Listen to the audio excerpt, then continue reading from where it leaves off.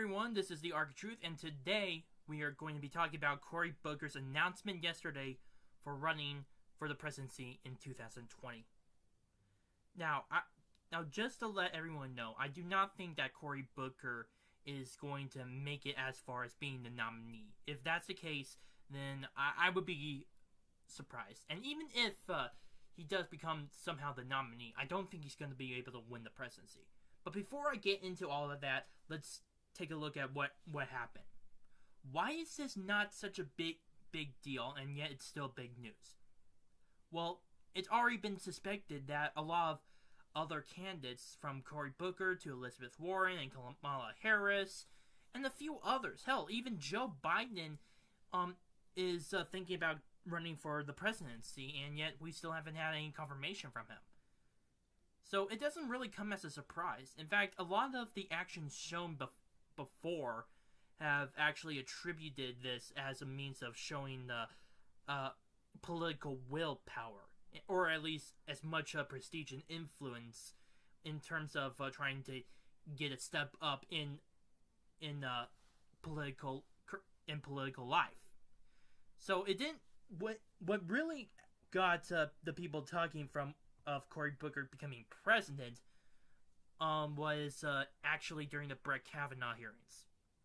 Now, while it is true that there were still rumors that Cory Booker would still be thinking about running for the presidency, especially with his open criticism with the Trump administration, it was the Kavanaugh hearings that basically made him into a public spectacle. During the Kavanaugh hearings, he was obviously against Brett Kavanaugh from the very start. He said very openly that he would vote no, despite even the allegations so far not having any backup. And at the same time, he did call for more evidence to look into the whole situation of sexual harassment between Brett Kavanaugh and dang it, I forgot all those three women now. I'm sorry. It's been quite a while, and considering how fast the political climate changes, it's kind of hard to remember everyone. So anyway, oh yeah, Sandy Ford. That's who her name is. My bad. He wanted to continue to try to delay his hearing as much as possible by attempting to ask for as much more information as possible, like more documents, more interviews, that sort of thing. I mean, it's a usual thing that politicians try to do. And in a way, this was trying to give him the ability to show as an obstructionist and an opponent to the Trump administration, and to further develop his ties with the establishment within the Democratic Party, as well as establishing ties with the far left as well. Now, what really got in so far as to show that there is a possibility of him running for the presidency in 2020 was when he made his quote-unquote Spartacus statement about how sexual assault is wrong, and how he was trying to, and how Brett Kavanaugh was just a bad person, yada yada yada. All of that was just a spectacle, and it's just a showmanship of what he was trying to do, what his aspirations for the future were trying to be. That's when everybody, at least it turned from a rumor to speculation, with considerable evidence showing that Cory Booker may run against Donald Trump in 2020. Now, this leads me to another important point. Is he going to win the nominee? I honestly do not think so. And the reason is, the Democratic Party right now, at the primaries, it's really diversified in terms of who the candidates are. But but there, of course, there is also that argument that it's not diversified in terms of opinion because well, Orange Man bad, that sort of thing. But I just want what I want to focus on is how many candidates are in the running for the primaries in the Democrat Party. There is Kamala Harris, there's Elizabeth Warren, John Delaney, who I did not know until actually 2017, the possibility of Joe Biden and maybe even Bernie Sanders, Kamala Harris, I think I said Kamala Harris again, but at the very least, there's already 9 potential candidates. There are at least 3 that have the good chance of winning.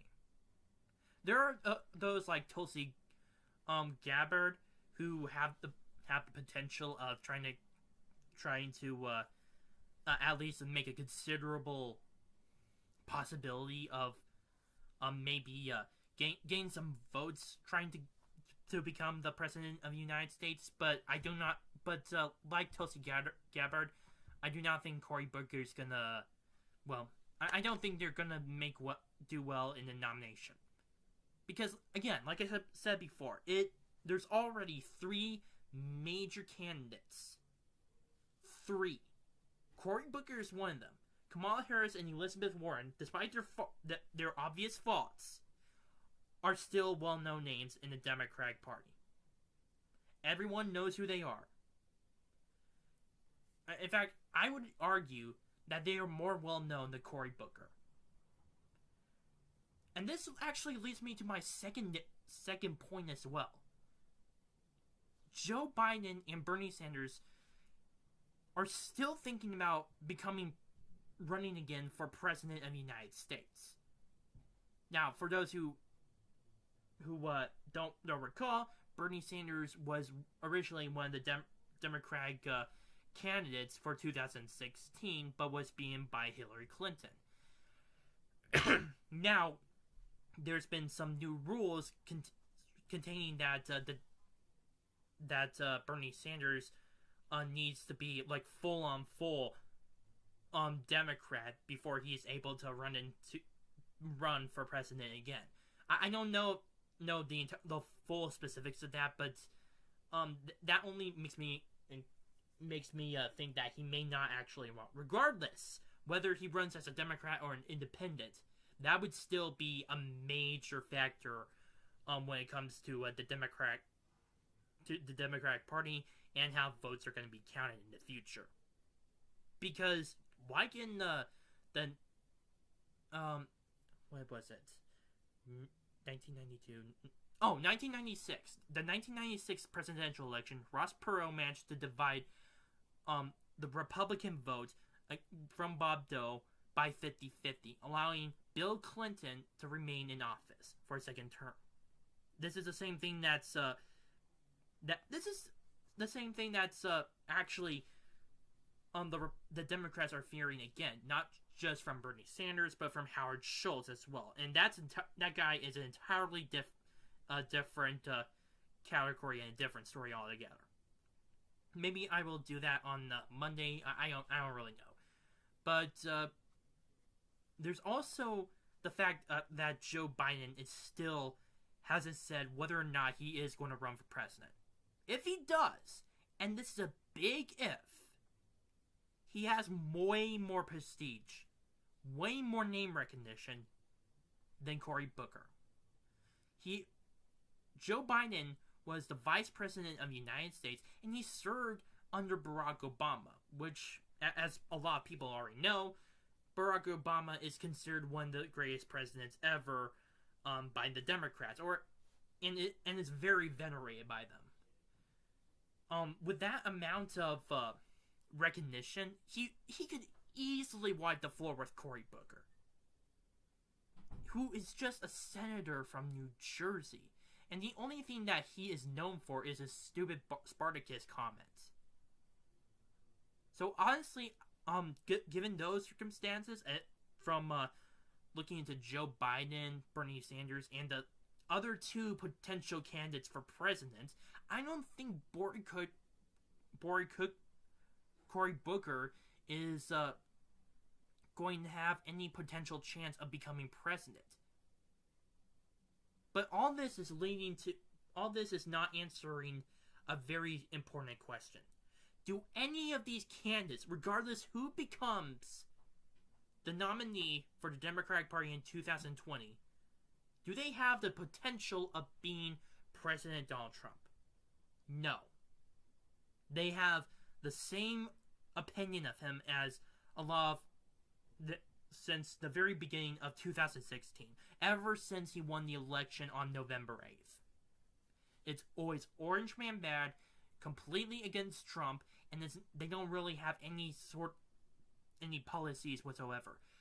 2, a lot of them are dealing with issues of their own. Scandals like Kamala Harris with Medicare for All. I think there was also also her supporting the Virginia governor on this bill on infanticide.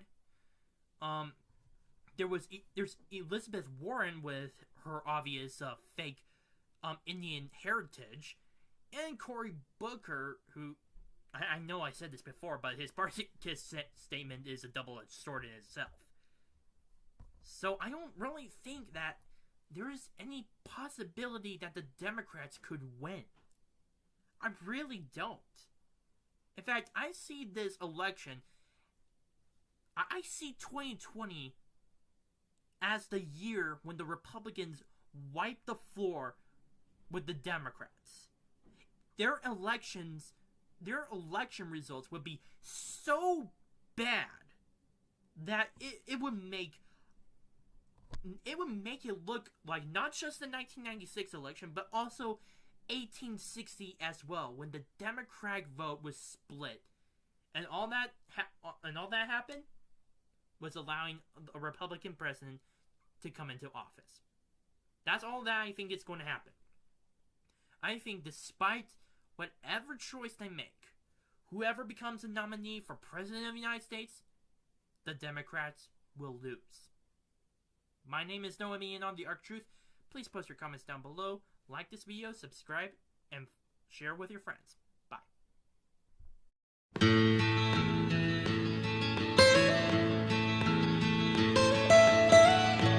Almost heaven, West Virginia, Blue Ridge Mountain.